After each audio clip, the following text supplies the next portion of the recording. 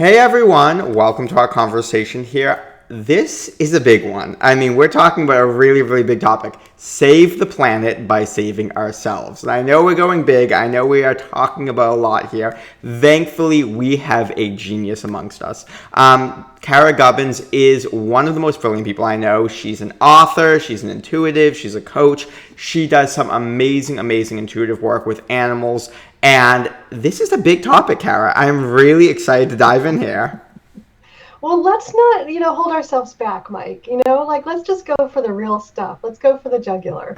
Well, I never do. So I am so excited to be with you because I know you and I could be talking about this for 3 hours straight. So let's dive right in. What are we talking about here when we say save the planet by saving ourselves? So I think that where we're at on the planet right now is that we are reaching a critical breaking point. And the critical breaking point is that the old paradigm is falling apart and it clearly doesn't work. Things are fucked up. And you know what? Who fucked them up? Humans. And so really, if we understand that people are acting out of what's inside of them, right? So each individual is, if I get mad at you, it's because there's something inside of me. It's not necessarily what you did. And so same thing with the planet. If we're being wasteful with our resources or not respecting the animals or the environment, it's because we're not respecting ourselves and we're not honoring ourselves and we don't value ourselves. We can't do anything to anybody out there that we aren't already doing to ourselves inside. And so I feel like what I want to do, if I could do one thing in the world, it would be I would save the animals. And in order to save the animals, I have to save the planet that they live on. And in order to do that, I have to save the people. And not me ego like I'm doing this and, I'm great God Cara. But that's just like the clear path to make a change in the world right now. We have to do the work on ourselves. You do it on you, I do it on me. Everybody does it on themselves, and lo and behold, everybody starts to change. But we can't change anybody else. We can't change groups. It all happens at the individual level. I love this. I love the way that we're all able to take individual empowerment and kind of decide that, because I think with some of these issues, it can feel big and overwhelming, and we don't know what action can we take? Where do we have power here?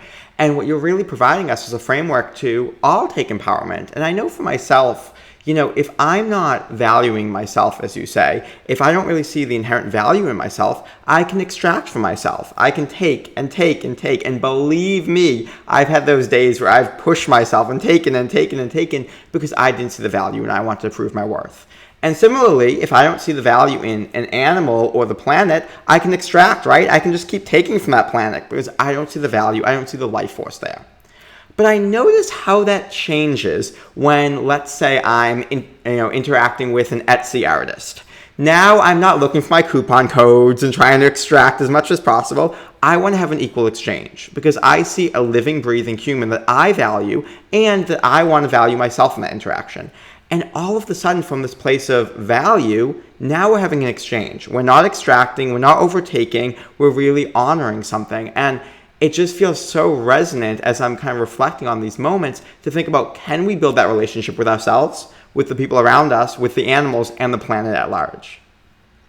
And exactly, and we can, and we're doing it. Like that's the work that you're up to in the world, helping people come home to the truth of who they are and express that in the world. And when you're at home in yourself and you're at your best self and you're here sharing your gifts, you're changing the world. And so there's that ripple effect, and each one of us can do it. And each one of us can see ourselves as making a difference, and it may not always have a global impact, but we can, do that one thing right here, right now, today with that one person or that one choice. Or I just went, this weekend I went to visit a friend, and I brought my glass and my straw with me. And wherever I went, I did not use the plastic cups. I used my glass and my straw that I brought with me, and I washed them. And it's not a huge thing, but it's one less cup every time that's in a landfill, right? And if 1,000 of us or 100,000 of us just did that one time a day, that's 100,000 things that aren't going into a landfill, and that has a global impact. So instead of, I think if we look at the big global thing, we can get intimidated and not do anything and feel, frozen. But if we go, oh, I'm doing this thing for me right now, and it's how I'm addressing the planet, it's how I'm loving the planet, it's how I'm respecting the planet, and then it can have that impact. Yeah. It's beautiful. I love this idea that, I think sometimes we get caught in this all or nothing thinking, right? I know at least I can get caught in that thinking where it's either I'm going to do everything I want or it's useless and futile and I can't do anything. And that's simply not true. At least in business or any aspect of my life, it's usually these small incremental steps that actually make the big difference. Very rarely am I able to take the one giant action and that just changes everything. And so I think that I love this idea of, no step is too small. We can make a difference. We can have empowerment to choose ourselves, choose the environment. But I'm really feeling curious in this conversation. Why don't we do that inherently? Or why right now aren't we? Why aren't we choosing those actions every day? Do you think it's because we feel overwhelmed? Do you think it's because we're not valuing ourselves or the planet? Like, what's stopping us right now? I think that this is where it all gets really, really personal. And I think that if we look at our lives as we came here to share our gifts and to heal our issues, right? To learn our lessons, to heal our karma, whatever it is, we all come in with some material that we're here to learn or heal, right? And as we go through our lives, the first stage of our lives, like from birth to 10 years or so, is really setting up all of those lessons for ourselves. It's where we suffer abuse or neglect or disempowerment or disregard or all of those issues. So it's setting up our lessons, and how we respond to those interactions or exchanges is what our lessons are. That's our karma. And then the whole rest of our lives, we're looking for situations. Our amygdala, the part of our brain that recognizes traumas and heals stuff, it's trying to plug in. Oh, you were abandoned. Your parents forgot to pick you up after school, and you waited for an hour and a half, and you thought that they were dead, and you were alone, and you felt abandoned. So now every time somebody's late calling you on the phone or meeting you for dinner, your amygdala goes, ooh, hey, wait, here's a chance. This is really close. Can we heal this abandonment issue right now? I'm going to plug in this program and see if you can respond differently. So basically, we're all getting triggered by our past material and our karma and our stuff we're here to heal, but we don't even know it because we don't have the context for life that way. So I think that a lot of the reasons that we don't take action now is because we have a low level trigger saying, I don't matter. It's not going to make a difference. Nobody cares what I have to say. Because, I can remember my third grade teacher saying something to me, right? Like I can remember her going, well, it's great you did that, but I wish you'd done it faster. So here, then the belief is, well, I don't do things the right way. Nobody likes it when I take my time. My finished product doesn't matter. All those things. So if we're triggered that way, when we get triggered on our emotional issues, our nervous system gets triggered too. Our fight or flight or freeze response gets triggered. And so there we are, a little bit triggered, a little bit frozen, a little bit in that old mental pattern of telling ourselves that it doesn't matter anyways, that somebody else is going to do it because we've had that experience in the past. And it's the pattern we're trying to heal, but we don't know it, right? And we're stuck in it, and it's like Groundhog Day. We're reliving it over and over again. And so I think that that's, one of the beautiful things about the work that you do and the work that I do is we take people out of that daily thing And we go, let's reflect. Let's look at this. What can we heal? What's our truth? How can we, become who we're here to become? And in doing that, we heal those pieces, but we also create a new paradigm for what life is and why we're upset and why things are bugging us and how we can make a difference. What a beautiful unpacking and explanation of, something I think many of us, all of us, have experienced, but able to give us that frame of reference, that context as you just did. Thank you so much for all of that. And so if we're in this space of trauma and paralysis, it sounds like in many ways, unable to take action on, the things that maybe we even care about in the world, I want to talk about this term, saving ourselves, because I think this is a powerful term. I also think this is a potentially triggering term, right? I can totally see us go a lot of ways. And I know we're using it in a very specific context there. So I want to talk about, what does that mean to you? What does it mean vis-a-vis the conversation we just had about kind of this trauma and being triggering? And how can we allow this to really become a place of empowerment for us? Well, I think, Mike, that so many of us had upbringing or childhood that we wish was a little bit different. Right? Mm-hmm. I wish, whatever, my dad hadn't forgotten to pick me up that day. I do. I wish that hadn't happened, and yet it did. Right? And even those of us who had really lovely childhoods, there's always some little something that could have been different. We wish they had pushed us more or pushed us less or whatever. And so in our minds, in our consciousness, those things all kind of take on some strength and some weight, and they impact us. And so as adults, saving ourselves is really parenting ourselves the way we wish we had been parented. It's loving ourselves unconditionally. It's healing the misunderstandings and the wounds and the traumas and the hurt. And it's really re-holing ourselves, right? Like, I don't know I'm sure there's a better word for that, but in shamanism, it's what do they talk about? Bringing those parts back. Soul retrieval. Soul retrieval, yes, exactly. And so there's those pieces that get splintered off, and if you think of all of those traumas we've been through, little pieces of us get splintered off, and so we retrieve all those pieces of our soul, bring it back to be whole and in integrity and complete.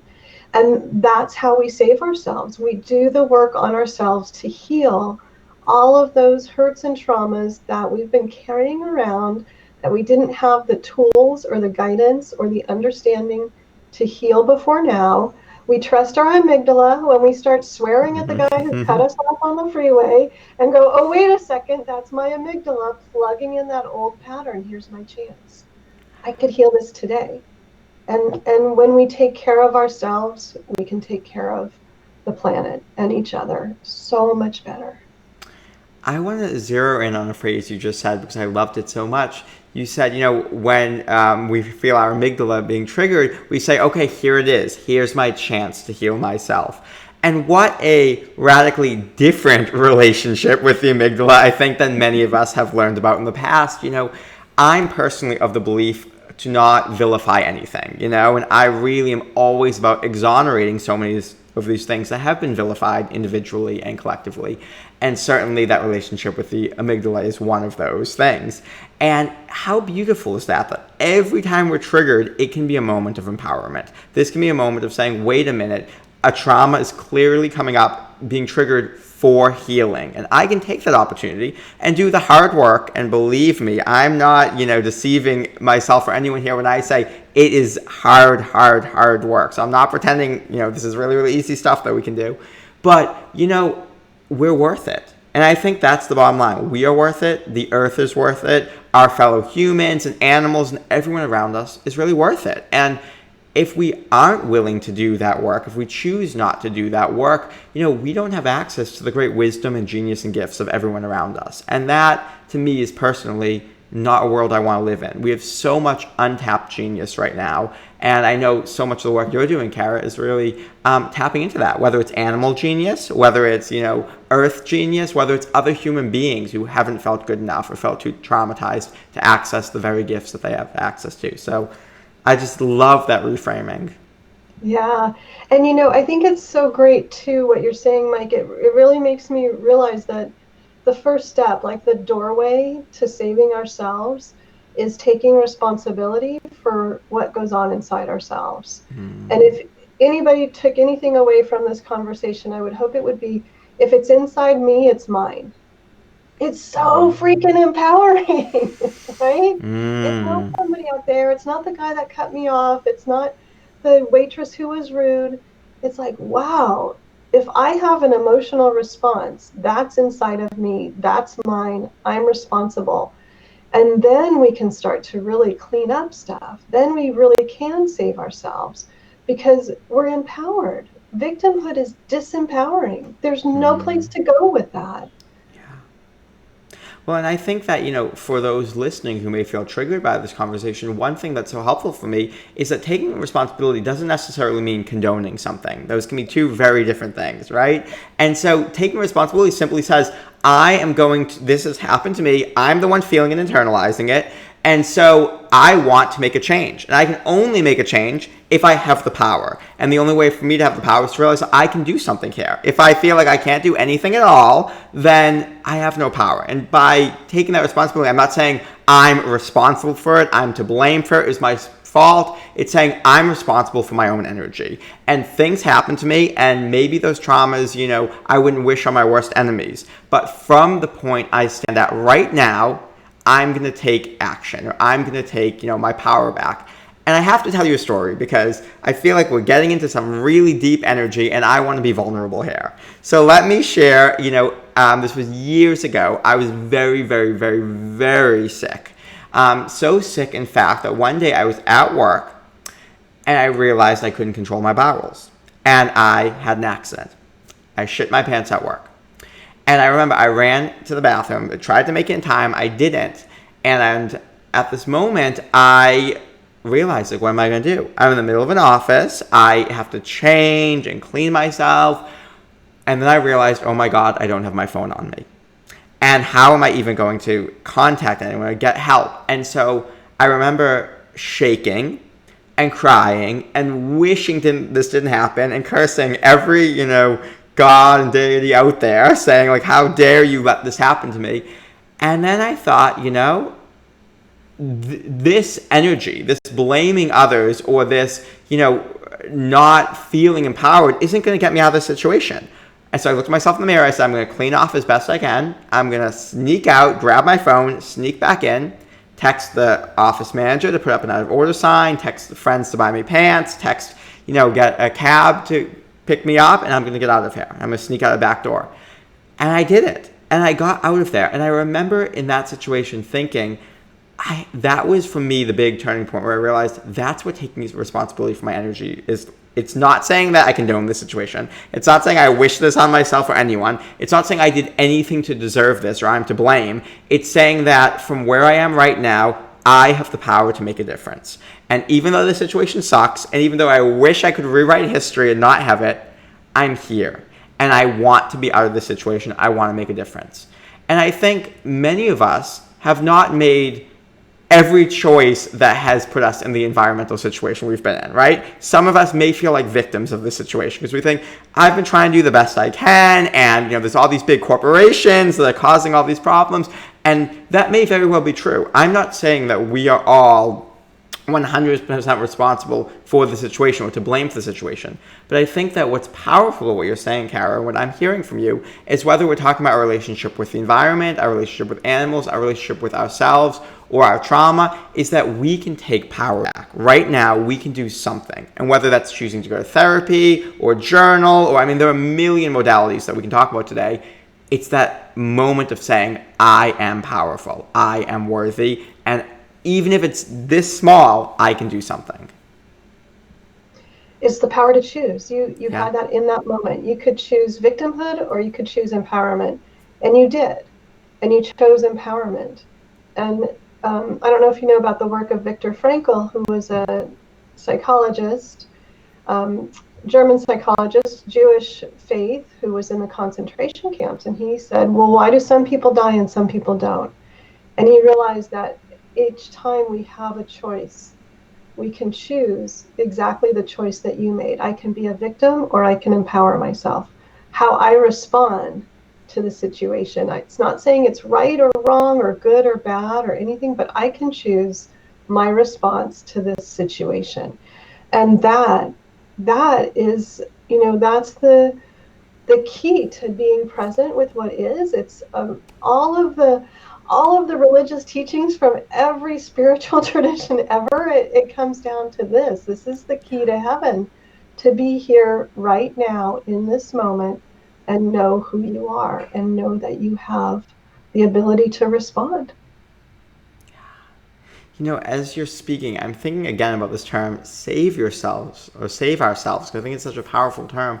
And I think about how often in my life I was looking for an external savior. I was looking for someone to come in and hand me millions of dollars or tons of clients or, the perfect relationship, the perfect home, whatever I was looking for. And I thought, if I can just get this thing, if someone can just give this to me, then I'll be saved. Then I'll be okay. I won't have trauma. I'll feel okay. Whatever, we all catch those stories of wanting to be saved. And the truth is, I've accomplished a good number of those things, and I wasn't necessarily saved, right? Because saving ourselves or this work, this trauma work, is an inside job. And I really think that's such a powerful piece here, because can we be our own saviors? If we're looking for someone to make us happier or improve the earth or have a deeper relationship or whatever we're looking for, can we be that person for ourselves? And that, to me, in so many ways, is that definition of empowerment. And, we're really, a word that's so potent for me in this conversation is the word agency. It's really building up this sense of agency in ourselves, that we may not be able to control the external environment every day, because of course we can't, but we can control our own reactions. We can control our own actions. We can control our own subjectivity. And that, for me, fundamentally changes things, because it starts to develop a sense of self-trust, where I don't have to control everything outside of myself, but I know that I can take action from myself, that I am, even if I'm feeling stuck with that paralysis, I can go to therapy, hire coaches, do some work on myself. So it doesn't mean that we have to take every major action at once, but it means that we have steps in place. We have actions we can take to get us where we need to go, even if we're way down at just being able to say out loud, I'm afraid. Even if that's the first action that we have to take, believe me, many, many times that alone has shifted monumental energy when I could admit that I was afraid about something. That's huge, right? To just be honest, Mm-hmm. And I think that when we say saving ourselves, maybe we just mean loving ourselves unconditionally. And being compassionately honest with ourselves. I'm afraid. I'm fucking afraid. I am really afraid right now. That's what's true for me.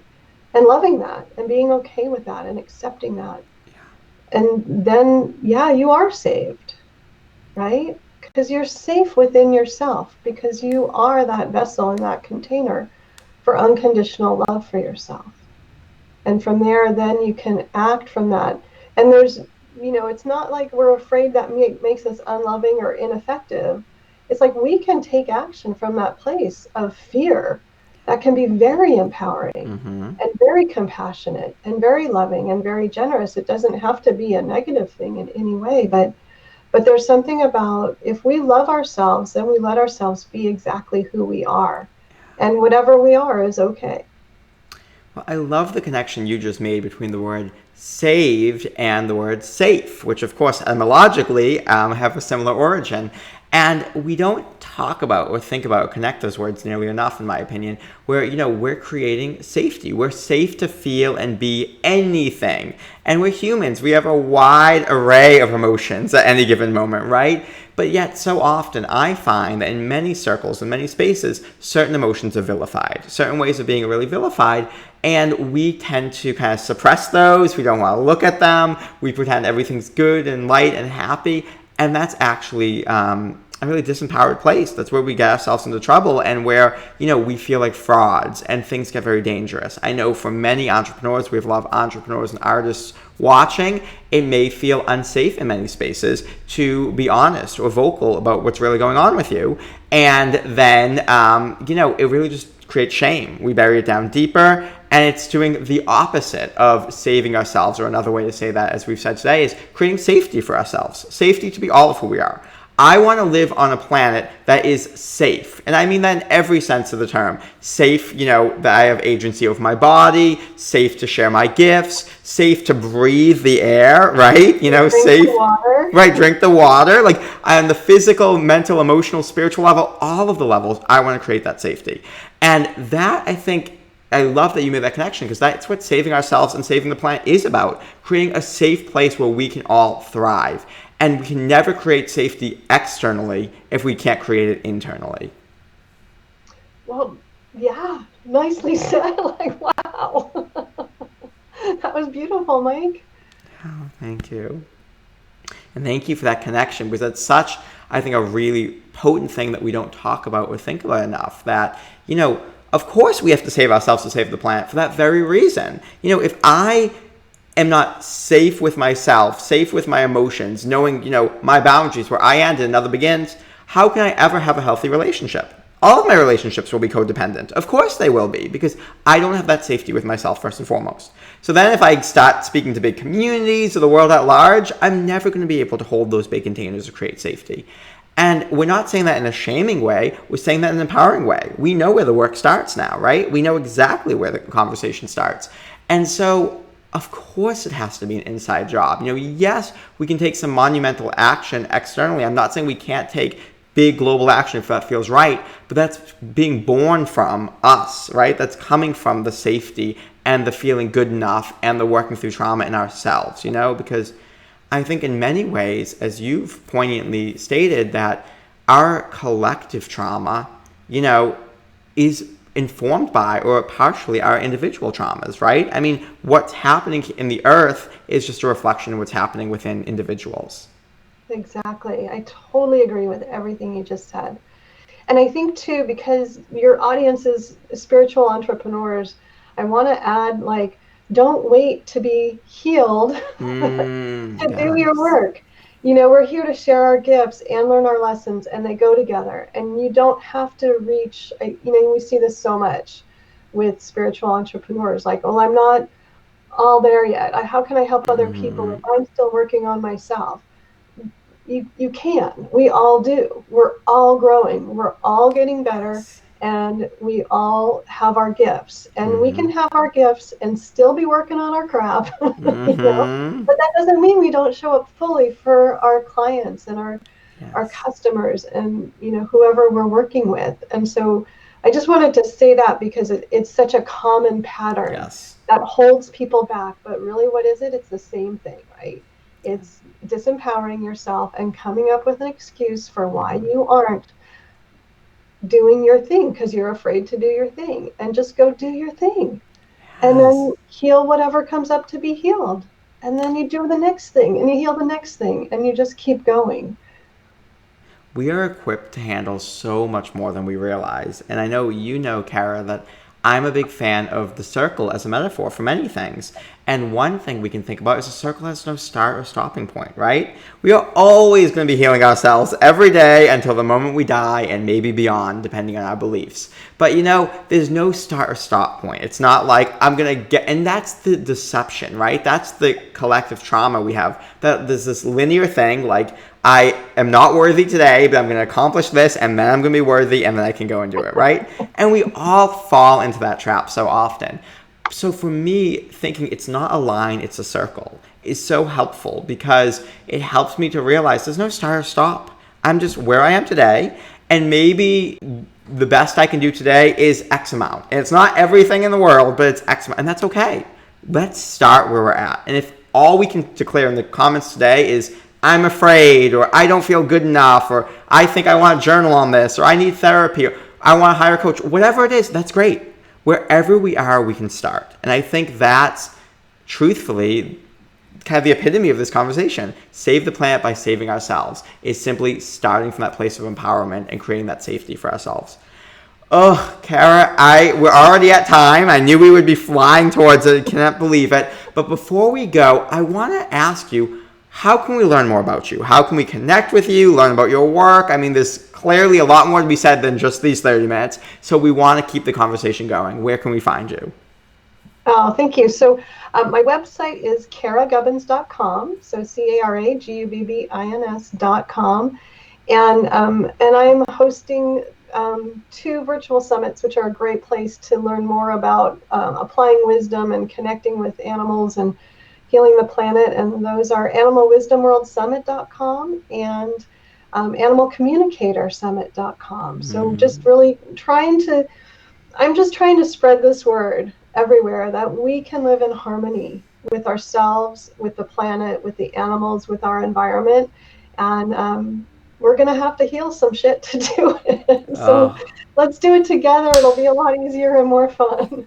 I love it. I love it. And it feels very in this energy of coming together collectively, healing ourselves and healing the planet. So thank you. We'll have all those links down below, so you'll be able to check them out. Cara, thank you so much. It is always a pleasure. We haven't been able to talk in a few years now, and it's like, boom, right back where we left off. You are a genius. I'm so grateful for you, and thank you for coming again to our Friday Fair, everyone. I hope you learned a lot. I certainly have, so let us know down below, and have a fantastic weekend. I'll see you all soon. Bye, everyone.